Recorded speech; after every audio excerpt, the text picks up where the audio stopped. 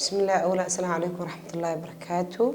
magacay waa Khadija Ali Maxamed waxaan ka mid ahay haweenka wax soo saarka leh ee Soomaaliyeed ee ku nool magaalada Muqdisho.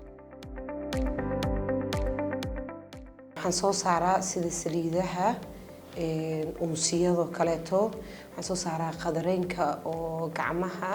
alxamdulillah ganacsigaygu wuxuu ku bilowday aniga horta caqabado badan ay haysteen, caqabadaas ay haystaan awgeeda ayuu ganacsiga ku bilowday.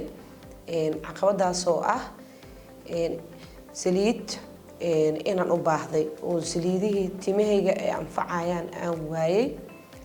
soo kadib waan fakaray inaan wax ani aan samaysto isku dadarsado sidii horta ganacsiga ku bilowday.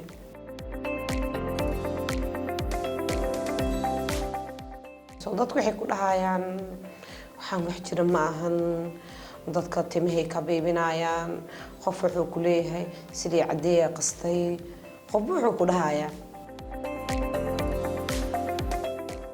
wix ugu weyn maxay tahay horta alxamdulillah maanta inaan magac sameeyay oo kambanigayga amba saliideyda oo qof kasta uu yaqaano. marka wax sameynaysidna caqabadu iska badan tahay, soo guulna waxay u baahan tahay inaad u sabartid kadib aad gaari kartaa. programkaas wuxuu igu soo gaaray group oo waxaan ku jiray Somali Women in Business la dhaho. meeshaasaan ka apply gareeyay alxamdulillah. adiga mashruuc kadib sidii maxaan lahay la igu qaatay.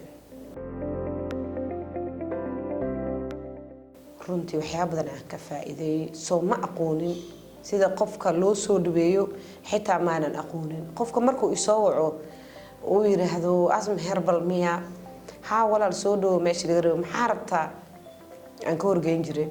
soo laakiin hadda alxamdulillah waxaan ka bartay sida dadka loo soo dhaweeyo, loola macaamiltamo, sida alaabaha loo xayeysiisto, waxyaabo badan aan ka bartay. runtii ani horta hamiga aan leeyahay waa mid aad u fog. ilaahay subxaanahu wa tacaala hadduu nafta ii daayo meel saraan rajaynaya insha allah. runtii gabdhaha Soomaaliyeed inkastoo caqabado badan ay iska haystaan, hooyooyin ay yihiin, haddana waxaan kula talinayaa inay shaqaystaan, business samaystaan, ayagoo gurigooda joogo, caruurtooda haysto inay shaqaystaan. because hadday xaaji ay leeyihiin oo kaleeto qofku wax la yaabaa inuu dheeraado, inay kala tagaan, inuu dhinto, hadhowdii intay meelaha ay wax ka fiirfiirin lahayd. soo waxaan leeyahay shaqaysta.